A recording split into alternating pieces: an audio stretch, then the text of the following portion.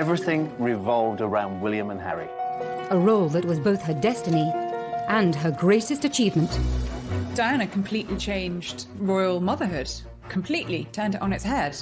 But Diana was from a broken home. Diana was brought up in a very unhappy household. It was cold, it was miserable. And the odds were stacked against this shy nanny right from the start.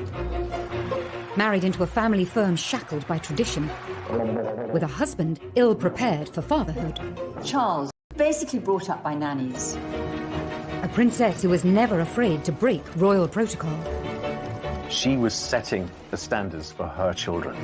Desperately trying to provide a normal childhood to two extraordinary boys. Diana always wanted them to have a normal as upbringing as possible. As her marriage unraveled on the world stage, she fought to protect her children from the press. I hope you can find it in your hearts to understand and to give me the time and space that has been lacking in recent years. How did Diana create a revolution in royal motherhood? We examine the secrets behind her unique parenting style and ask how her sons have learned to live with the tragedy of her loss.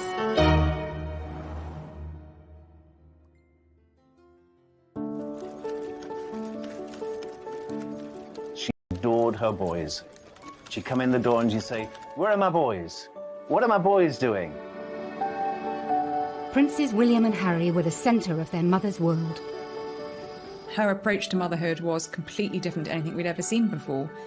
She put motherhood first and foremost. Motherhood for Diana was her principal purpose on earth. I mean, she considered raising William and Harry as her #1 task. Being the Princess of Wales was a secondary option. Today, her boys have followed in their mother's footsteps, becoming devoted, hands-on parents. Diana was an earth mother, really. And from the start, she was determined to keep them as close as she possibly could to her. And she wanted to show that they were loved. I mean, she said, "I'm going to shower them with love and cuddles and hugs," because I didn't get that when I was a child. But the devotion that Diana displayed to William and Harry was in stark contrast to her own childhood. Diana felt, age 6, that she was unloved and unwanted. And those are feelings that she took into her adult life, and feelings that I think never left her. Diana was from a very aristocratic family, the Spencers, but her parents had a very acrimonious divorce. One of Diana's most vivid memories was hearing her mother. She was profoundly affected by that memory. She wanted to ensure that she and Charles gave William and Harry the kind of upbringing that she felt she was deprived of by not having a mother around for such a large chunk of her life. She herself had not felt loved in the very peculiar circumstances in which she was brought up, with Rain Spencer, the new wife of Earl Spencer, whom she described as acid rain, and a whole lot of nannies who were very unsympathetic. Diana's late teenage years followed the path of many girls of her social status and background. Diana was a quintessential Sloane Ranger, the kind of girls who wore flat shoes and long skirts. They came from a certain class and had a certain style, and she was a perfect example of that. It was no surprise that one of Diana's first jobs was working as a nanny for an American family in London. I think girls like Diana are programmed to become mothers. She went to a boarding school that was not particularly academic. Girls were not expected to have great careers. I don't think she was at the forefront of the feminist movement. By 1980, she had her first full-time job as a nursery teacher's assistant in Pimlico. I wanted to teach children, they said, "Why not come along?" So I first started off doing afternoons, and then I took over the mornings and did whole days. Can I ask you, was your own childhood particularly difficult? Oh, yes. Well, did that prompt you into wanting to do it? I just love children. She was always happy and outgoing, showed a great sense of humour, and was very relaxed with the children.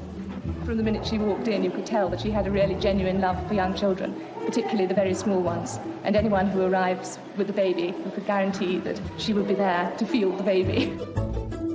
Then, that summer, she attended a polo match and caught the eye of a future King of England. When Charles first met Diana, She had seemed to be absolutely perfect. She seemed to love the countryside. She was a funny, easy, carefree girl who seemed to love Charles, love everything that he loved, and just be simple, uncomplicated. Their romance blossomed over sailing weekends at Cowes and a visit to Balmoral. Prince Charles had to find someone who was eligible, a virgin, of aristocratic background, that would provide him with bloodstock. On the 24th of February, 1981, the couple announced their engagement to the world's press. Yesterday you were a nanny looking after children.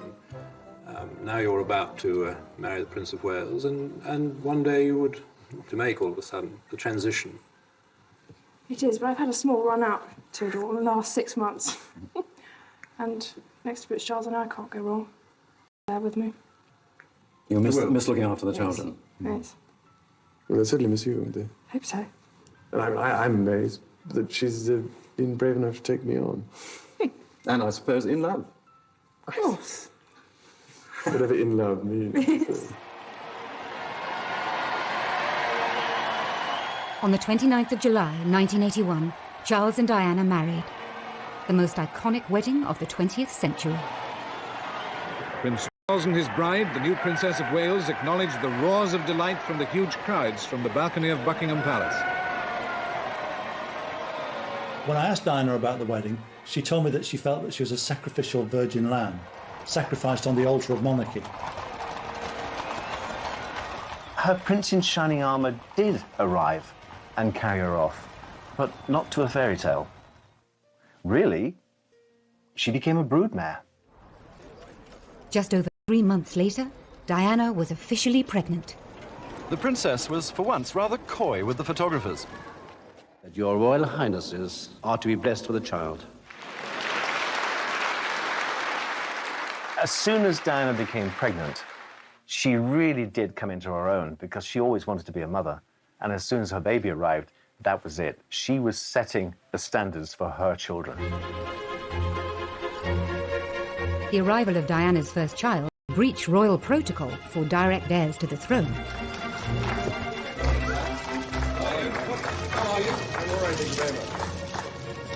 Diana was the first to give birth in a hospital. That was unusual at the time. But this was the beginning of change within the royal family. Diana, from the start, was doing things in her own way, and that was a different way. The Queen. It was the moment the crowd were waiting for. He smiled and waved to them. They cheered back.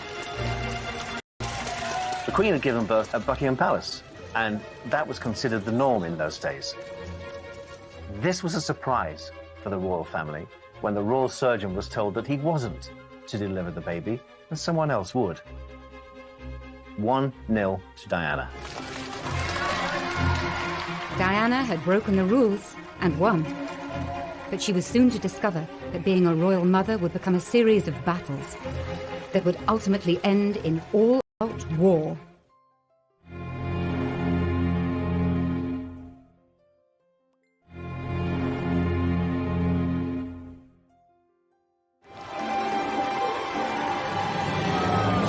On the night Diana had given birth to a boy, news teams sent to Prince Charles's country estate were ordered to capture ecstatic local celebrations. In Gloucestershire, the children celebrated in their way. Dear Princess Diana and Prince Charles, congratulations on the birth of your new baby. Her number one job was to produce an heir to the throne, and if possible, a boy. And that's precisely what she did. They were both very, very happy when their son was born. You know, that was a real boost. Charles could not have been happier. Charles and Diana's new baby was now second in line to the throne. They have been saying, well done, Charlie, let's have another one. On the programme of events. Bloody hell, give us a chance. Have you thought of a name yet, sir? Have you thought of a name yet? No, we thought of one or two, Is but the princess well? a bit of an argument about it.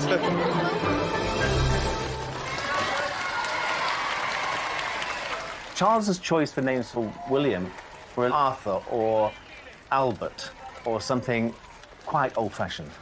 Without Diana, I don't think we would have William. Diana may have won the battle to choose William's name, but 6 weeks later, at his christening, she was to feel powerless. Royal christenings are formal occasions. This is a moment of history that's going to be replayed for decades, and so it's important to get things right. William was baptised in the music room at Buckingham Palace. But Diana wasn't consulted about what time would work best for her baby, and the morning didn't go well. It was feeding time for William, and it wasn't a great time for having their photographs taken, where she had to control a young baby who was getting restless. He was grisly, he was crying, and she was, I think, mortified by this. It was difficult for Diana. It looks excruciatingly embarrassing. She's really flushed. And Diana and Charles are just trying to make William stop crying. So it didn't look a very relaxed occasion, I must say. She famously put her finger in his mouth to stop him crying. I mean, it was a brilliant piece of enterprise by Diana. But yes, later she claimed that she felt sort of an extra from that whole scene, that it was much more about the royal family and presenting an image to the world than the welfare of William. In her eyes, the royals put duty first and childcare second. With Princess Diana, it was always going to be the other way around. Diana's royal tour. Once Diana became a mother, she did take control of her own destiny. She insisted that William went on tour with them to Australia. Diana caused a huge sensation in Australia when she and Charles went there, taking William for their first official tour. William was just beginning to crawl, so he was about 9 months old. Diana completely changed royal motherhood, completely turned it on its head. She put motherhood before monarchy, and that was not traditionally what had happened for generations of royal mothers and women.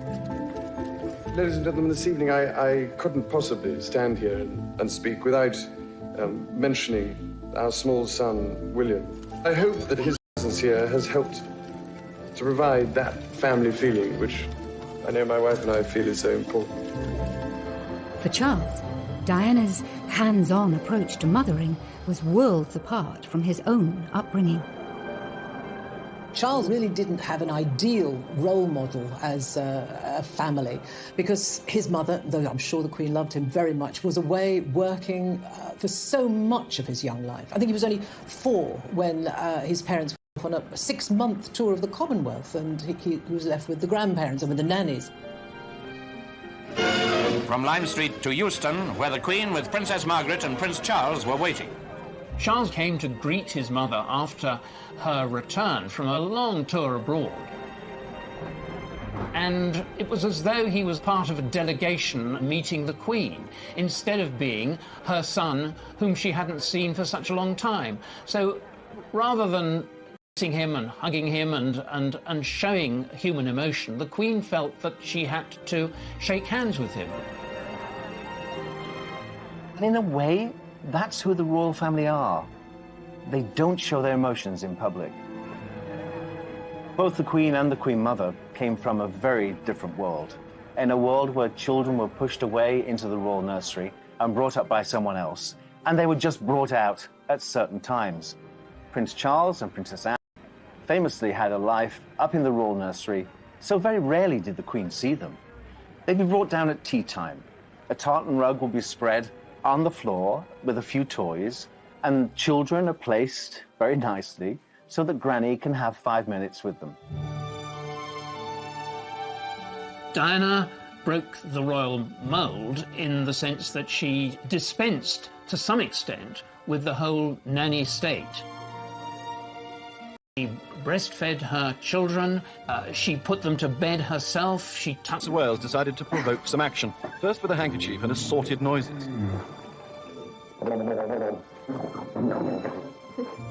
Charles was keen to demonstrate his desire to be a domesticated dad. In the early days, Diana and Charles really enjoyed things like bath time with William. And Diana admired the fact that Prince Charles spent a lot of time with his son.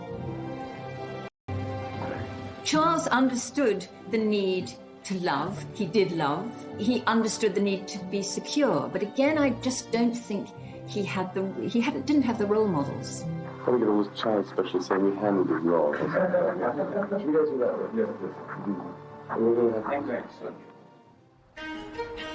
Less than 2 years later, the couple were delighted to announce there would be another addition to their happy young royal family. The Prince and Princess of Wales were at their London home, Kensington Palace, when the announcement was made. Within an hour, a crowd of well-wishers had gathered. I'm absolutely thrilled. I think it's wonderful. She ought to have 6 or 8. You think so? Yes. Well, she said she wanted a large family. She's a good mother, and they can afford it. And lovely, what could be nicer? She's done everything right, 100% perfect. We're very thrilled about it. Prince of Wales needed to find a bride who could provide him with children, and it was Diana, and that's precisely what she did. The House of Windsor was secure. Like any father, Prince Charles was keen to introduce his two sons to each other at the first opportunity. And so it was that Prince William was led by the hand back to the room where he was born 2 years ago. William, of course, was excited about seeing his mother again, unaware and uncaring that he was also to visit the new third in line to the throne. Prince Harry was born on the 15th of September, 1984. The tiny bundle in the white shawl was receiving his first sights and sounds of the outside world. But from the glimpse we saw of him, it appeared he was fast asleep. The princess looked happy, relaxed and well recovered from her labour. But the birth of a second son would prove to be the high watermark for Charles and Diana's relationship. During her pregnancy with Prince Harry, Diana told me that she's had the happiest time with Prince Charles. But the shutters went down after the birth of Prince Harry. Prince Charles said, "Oh, it's a boy." He wanted a girl, and he had red hair, so he was a Spencer. She said that something in her snapped after Harry's birth. Diana was a very, very complex character, and I think she was a very damaged character. And in common with many people who have the sort of damage that she has, they can present a very, very normal and happy front to the world. But when they go behind their front door, what Charles saw and the people who lived in their household saw was something very different. Over the next few years, Diana's deteriorating mental health would coincide with Charles's new affair, with his first love, Camilla Parker Bowles. We were an unhappy organisation. We were keeping a lot of secrets. We were conscious that at the heart of what we were doing was this deceit. And that had a corrosive effect on relations. It had a pretty corrosive effect on the way we delivered the royal engagements that we did. They were all pretty good, but I used to think how much better they could be if the effort we were putting into concealing the truth were actually put into the day-to-day royal business. William and Harry were kept away from the underlying issues within the royal household. Despite the ordinariness, if you like, of the William and Harry's childhood, there were huge numbers of staff. I mean, Diana liked having people to take care of her, as does Charles. So there were nannies and all sorts of aides and assistants who could spirit the children off and entertain them. In those formative years, they were unaware of the difficulties that their parents were going through. And I suppose in that sense, they were quite privileged because there were people like me, the team that I had, the other members of the household staff, that were able to be part of this entertainment group that gave them laughter, certainly. Diana always encouraged her children to call all her staff by their first name. She saw everybody within the household as an integral part of that family. And thus enabled William and Harry not to be distanced from them, not to be sort of completely isolated. They had the completely free roam of the palace. And I think that's a good sign. But by the late 80s, cracks in the marriage were wider than ever. Diana always told me that she and Charles, whatever their differences, tried never to row in front of or because of the boys. And I do think they tried to be good parents in that way. I honestly don't think Harry ever really knew quite how bad things were between his parents. William certainly did. Diana herself talked about William passing tissues under the bathroom door because, you know, he heard his mother crying because of what was going on in the marriage.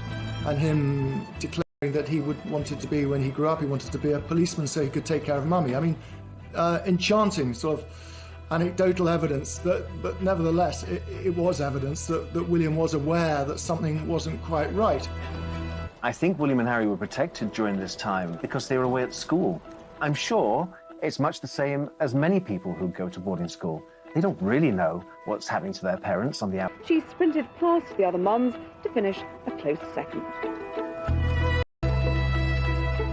But for all the best intentions of protective grown-ups, William and Harry's childhood innocence would soon be shattered. Within a couple of years, their parents would be openly fighting it out in the full public glare, in what became known as the War of the Waleses.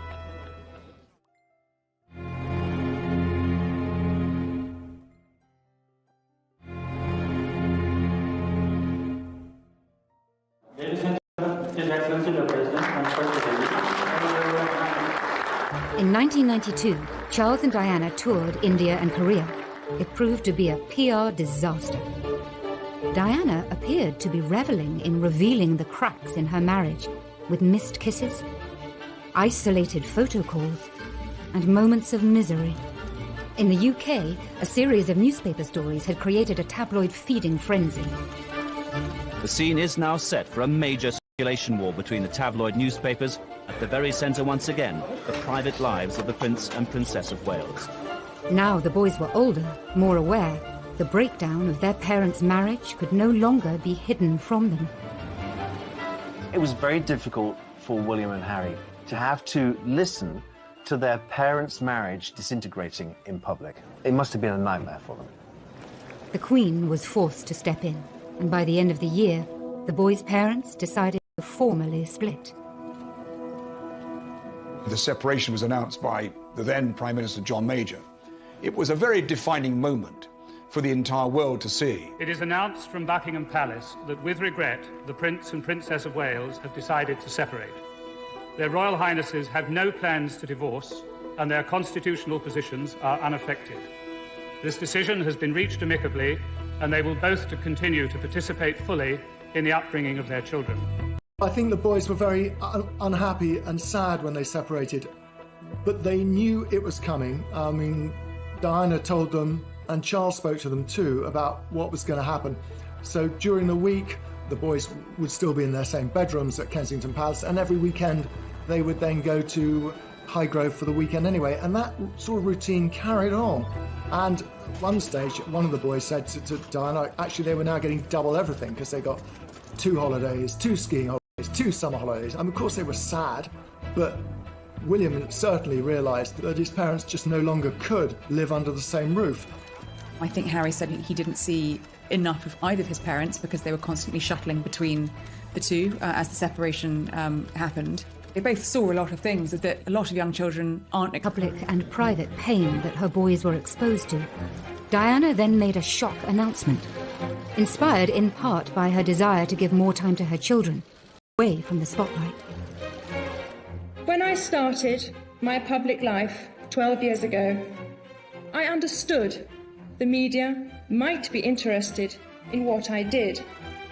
Clearly, Diana had snapped at that point, feeling that the media were intruding on her privacy, but more importantly, on the privacy of her children. But I was not aware of how overwhelming that attention would become, in a manner that's been hard to bear. She felt if she retired from public life, it would give her breathing space. Time to be with William and Harry, time to repair her relationship with them. I hope you can find it in your hearts to understand and to give me the time and space that has been lacking in recent years. Of course, her focus was going to be very much on the boys. I mean, I think she wanted to be around more to perhaps to talk to them, to help them if they wanted it, to discuss their lives. My first priority will continue to be our children, William and Harry, who deserve as much love and care and attention as I am able to give, as well as an appreciation of the tradition into which they were born. A month after her separation from their father, Diana treated William and Harry to a surprise holiday on a remote Caribbean island. We arrived on the island of Nevis, free of the press for 2 days. She was there with 2 friends of hers that had their children. She'd sort of, picked up 2 roaming children within the hotel and said, "Look, come and play with my sons."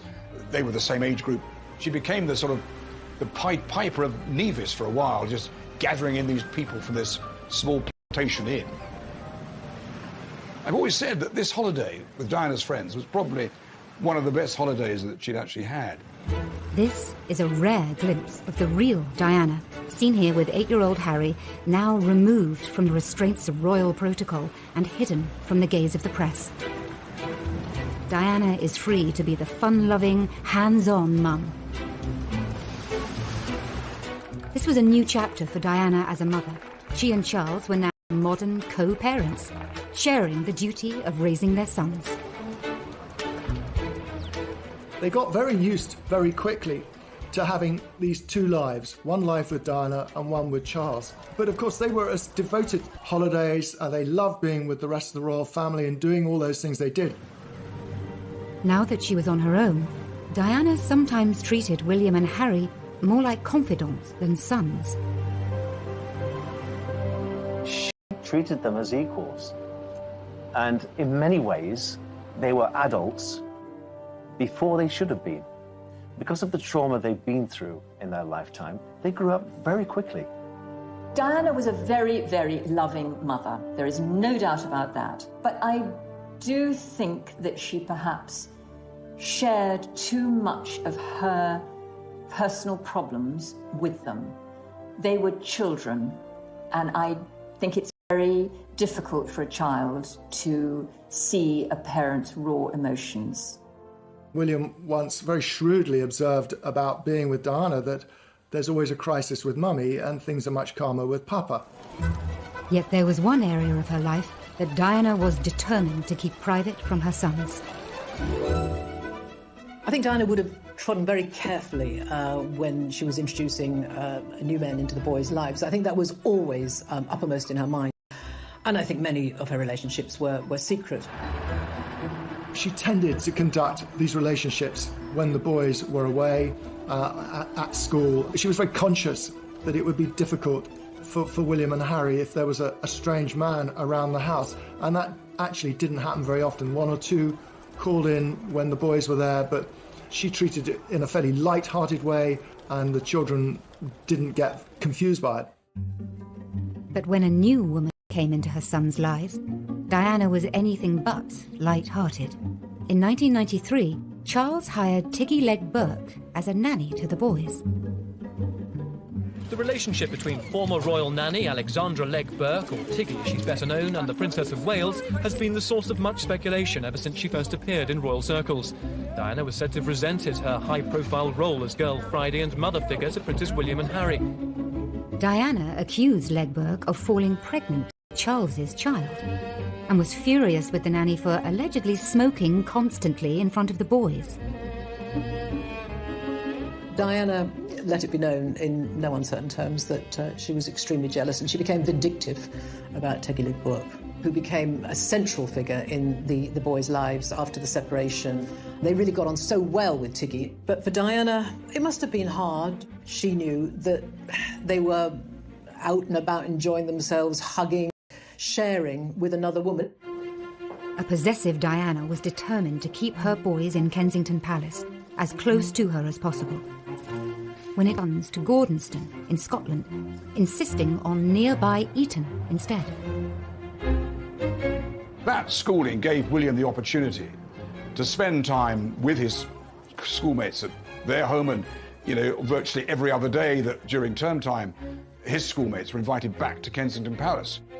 Eton is the perfect choice of school for a royal child, really, because the Queen at Windsor Castle is just across the river, and William and Harry did both go and visit the Queen and their grandfather and have tea with them, or they knew people. They were comfortable there. It was the right choice, I think. But just as life seemed to be settling for the boys, a new round of public warfare broke out between their parents. Then there were the television programmes. This time, the headlines were of their own making and took the War of the Waleses to a whole new level. First, Charles was interrogated into confessing his infidelity by Jonathan Dimbleby on ITV. Did you try to be faithful and honourable to your wife when you took on the vow of marriage? Yes, absolutely. And you were? Yes. Until it became irretrievably broken down. Then Diana rubbed salt into old wounds a year later, when Martin Bashir made the scoop of the century on BBC One's Panorama. Do you think Mrs. Parker Bowles was a factor in the breakdown of your marriage? Well, there were 3 of us in this marriage, so it was a bit crowded. It's hard to imagine what it must have been like to walk down the streets of Eton or Windsor and see the newspaper headlines about Diana, about Charles, because unfortunately Charles and Diana did wage their war very publicly, and that was very hard for the boys. I know that everyone around them tried to shield them, but it wasn't possible, and it was very hurtful for them. All of that, they would have been teased about it. The embarrassment for them, I think just, it's beyond belief. Her primary concern throughout all the War of the Waleses was for her children, what they would think. She said, I worry how other boys will treat them. Because sometimes children can be cruel. Even aristocratic children going to boarding school can be quite barbed. Charles and Diana finally divorced on the 28th of August, 1996. Life for all the Waleses had at last reached a new normal, and Diana was free to become the woman and the mother that she could never be before. I think she began to put her life together. She then felt, OK, I'm my own woman, I'm going to get on with it, I'm going to do things my way, and if I'm not representing the royal family, I'm going to represent the very best of me, and I know what I'm good at. I'm good at giving tender, loving care. But just 1 year later, almost to the day of the divorce papers coming through, William and Harry's lives would once more be thrown into turmoil and total tragedy.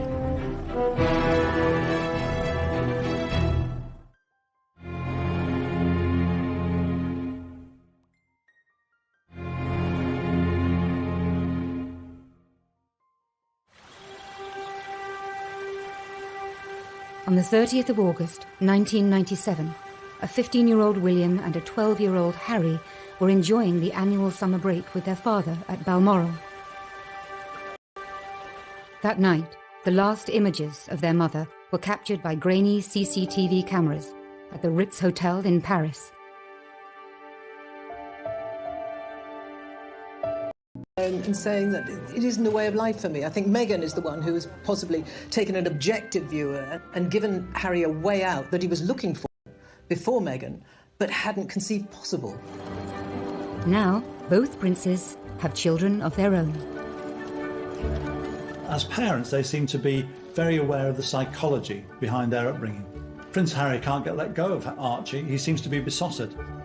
It's ironic, isn't it, that Princess Diana, who had a troubled childhood, and Prince Charles, who's complained of distant parenting, have brought up 2 kids, William and Harry, who are both triumphs of parenting.